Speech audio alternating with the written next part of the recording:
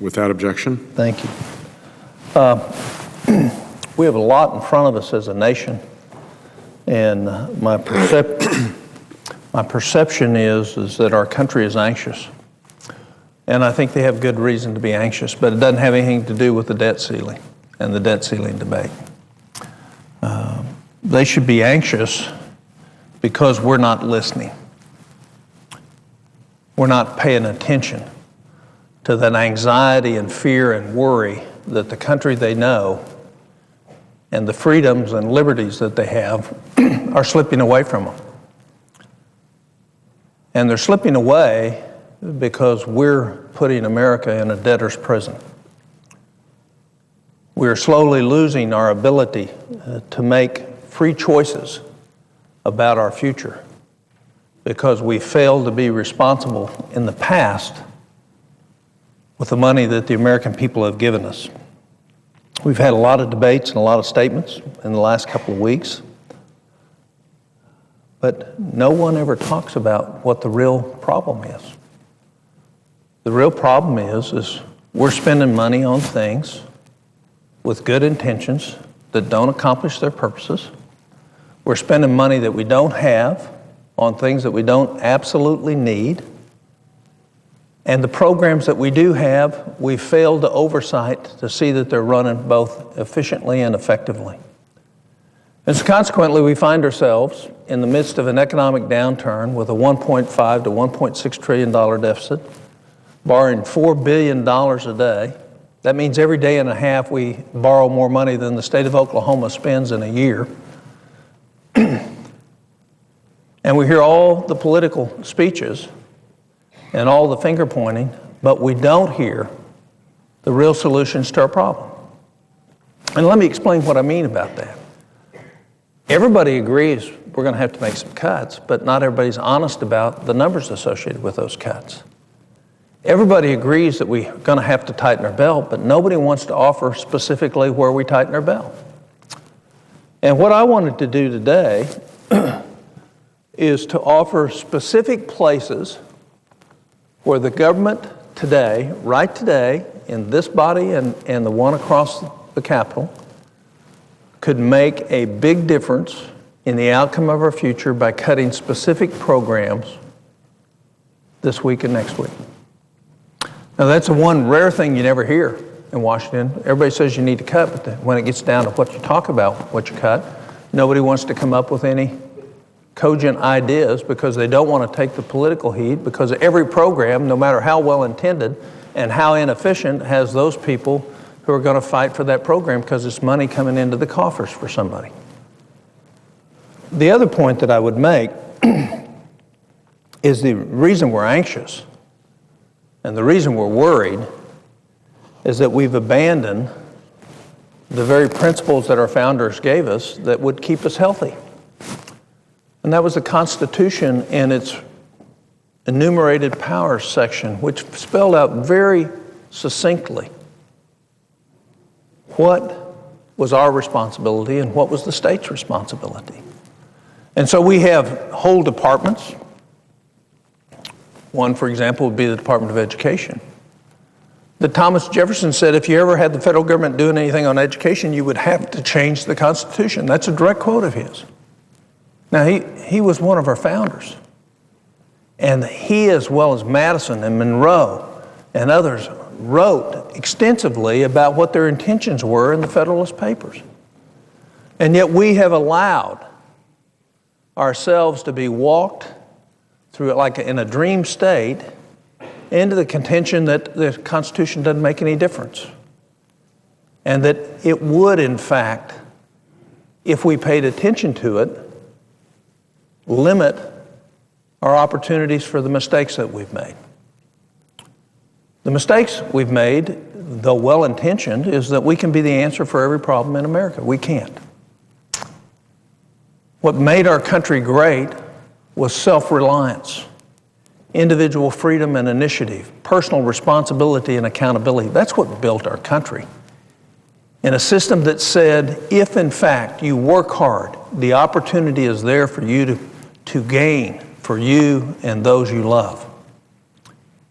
And now we have a government that at every place, every decision that is for economic benefit for those individuals that would grab that dream, they're confronted with layers upon layers of bureaucracies and rules and regulations to the point where we're no longer are you presumed innocent by the federal government, you're presumed guilty, and you have to prove yourself innocent to the bureaucracy to be able to accomplish that which would set you free, that which would put you ahead, that which would establish you an opportunity to gain the wealth that this country promised.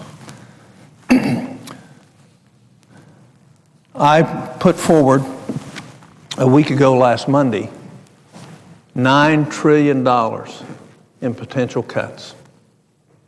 Now, I know people aren't all going to agree with me, but every one of these cuts is backed up with a government study that says what we're doing in these programs aren't effective. Whether it's the Congressional Research Service, the Inspector Generals, the Government Accountability Office, or OMB, or a Congressional Budget Office. There's over 3,000 footnotes to the 600 pages that are in here that explains very well why we shouldn't be doing this $9 trillion worth of stuff. And I understand that you can have a great debate on whether or not, one, it's our constitutional responsibility. Some of it certainly is when it comes to defense. And number two, you can have a great debate on what you think are priorities, those things that fit within the Constitution that are our responsibility. But you can't debate the facts of the outright waste, the outright fraud, the outright abuse, and the outright duplication of multiple sets of programs. And so all you have to do is, and this is a far from complete list, but here over the next 10 years, we could save $150 to $200 billion just by eliminating duplicative programs. We have over 100 programs on surface transportation. That's 100 sets of bureaucracies, 100 offices, 100 sets of regulations, 100 sets of rules. And the question we ought to have is, if we have responsibility on surface transportation, why in the world do we have 100 different programs? We have 82 teacher improvement and training programs run by the federal government. Nobody will come down here and answer me why. It's indefensible that we have it. Yet nobody will come down here and join me to eliminate them. We have to be asking the question, do we have good reason to be anxious when we won't do the obvious? We have over 180 economic development programs, but we have 88 economic development programs that we spend $6.8 billion on a year, run by 4 different separate agencies, and not one of them has a study that shows they're effective in developing economic activity. Not one of them. So why would we continue to send money into programs with good intentions that aren't working? And yet we have over 100 of them, 180 of them, 88 within 4 departments. We haven't been able to find all the rest of them, but we know they exist. It's 88 sets of bureaucrats, well-intentioned federal government workers doing what this Congress and Congresses before us have told them to do, but not accomplishing the purpose for which that money, almost $7 billion a year, is sent. We have 80 other separate programs for transportation assistance. You see the little community vehicles are the ones to help those that have a disability. Why do we have 80? Nobody can answer that. It's easy to figure out how they happen. They're well-intentioned. We ought to help people who can't get around. The question that ought to be asked, is that a state responsibility or a federal responsibility? And if it's a federal responsibility, that's debatable, but if it is, why would we have 80?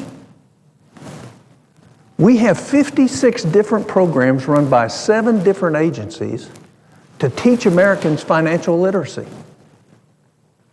You got to ask yourself the question, how can a government that's running a $1.6 trillion deficit has $14 trillion in debt. Our debt to GDP ratio is at 100%.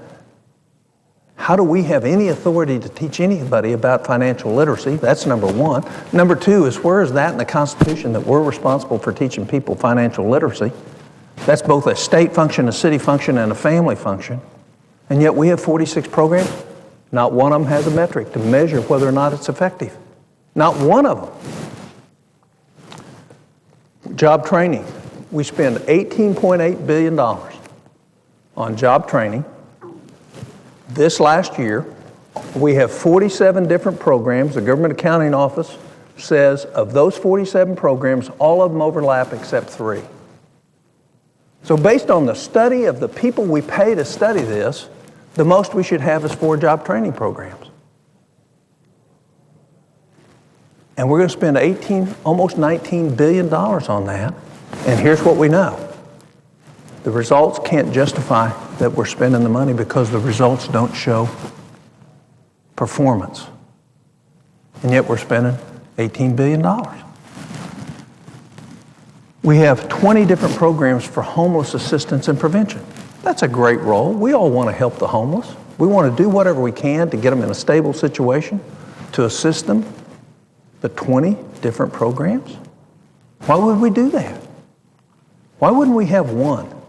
And why wouldn't only the one program be administered through a state, if in fact it's our role? I happen to think that's the state of Oklahoma's role, to take care of the homeless people in Oklahoma, not the federal government's. But if it is the federal government's role, why would we have 20 programs? Food for the hungry, 18 separate programs, 5 different agencies. 5 different agencies. Again, I'm all for helping those people who need to have food. Why would we have 18 sets of bureaucracies, 18 different sets of rules, 18 different sets? And 2 of these actually work. 16 don't. But we haven't eliminated them. We're still sending the money out the door. Disaster response and preparedness, inside FEMA. Just for disaster response and preparedness, there's 17 programs just inside FEMA. That doesn't count all the disaster response and preparedness programs in all the other government agencies. That's just inside FEMA. You got to ask the question, what are we doing? One, what have we done in the past, and what are we going to do about the problems that are in front of us today? So I would propose that we're off base. And you got a good reason to be anxious about us because we won't address these problems. When we bring amendments to the floor, they get routinely defeated. Why is that? Is it that we're being dishonest about the facts? Or is it we're protecting the politicians so that they're not attacked by the very people that are benefiting indirectly, not directly, but indirectly from these programs? The bureaucracies and the other quasi-governmental agencies that feed off these programs.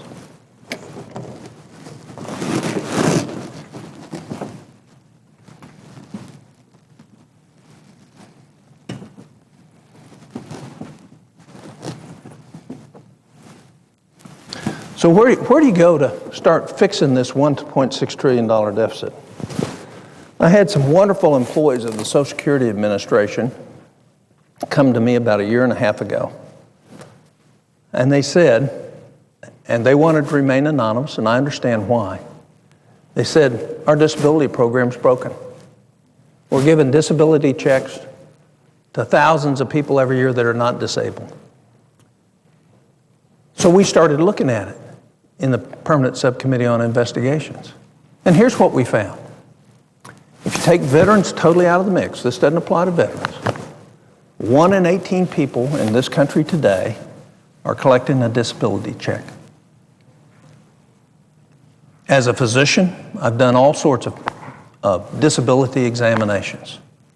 And what we're finding is about 40% of the people who are on disability aren't disabled.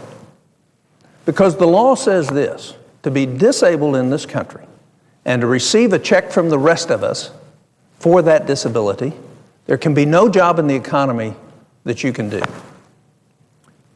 And yet we have judges that never deny anybody when they come through the disability program.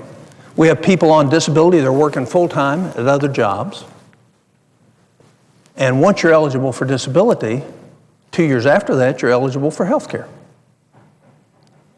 So now we've undermined the system that was designed to help the truly disabled by having thousands upon thousands upon thousands of people collecting a disability check. That means there's not going to be a check for somebody else. The Disability Trust Fund, which we pay into when we work, as well as SSI, which is a separate fund that comes just from your tax dollars, they're belly up. Next year, Social Security Disability Trust Fund runs out of money. And the reason it's running out of money is the Social Security system doesn't go to say, if you were disabled, now you're not, why are you still taking the money back at work? They don't do their job because the leadership in Social Security doesn't demand that the job's being done. And so we have significant ways of improving that to make sure we're helping those people who are truly disabled, but you can't get anybody to help you get that law passed. And to say you want to clean up Social Security disability doesn't mean you don't care about the people that are disabled. It means you care about those that are going to be disabled in the future so that we'll have a dollar to help them when that need arises for them. And so it's just one of those areas that hadn't been looked at in 25 years. The Social Security system, once you're on, you're on. They rarely take anybody off. And the fraud associated with collecting a disability check and working for cash in our economy, and working not for cash, even working full-blown jobs. We had 3 instances where we had the Government Accountability Office film people, who actually, 2 of which actually worked as salaried employees for the federal government that were collecting disability at the same time they were collecting checks from the federal government as a federal employee. And it's not small, it's big. And so there's $60 billion a year that could, over 10 years that we could save just by reforming the Social Security disability system. And that doesn't say you don't want to help people who are disabled. It says you want to do what's the best thing for our country and help those people that are disabled. But we've undermined self-reliance, and we've found people who want to take advantage of our charity and love and care, and so therefore they cheat the system.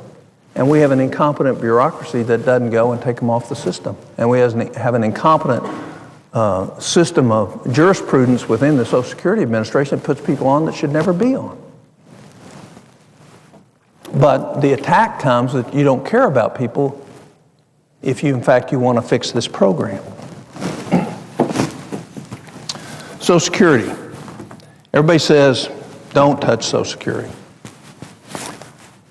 This Congress and the Congress before it has stolen $2.5 trillion from the money you put into Social Security. They've written a little bitty IOU note there and said, well, when you need the money, we'll pay it back. Well, what does that mean? That means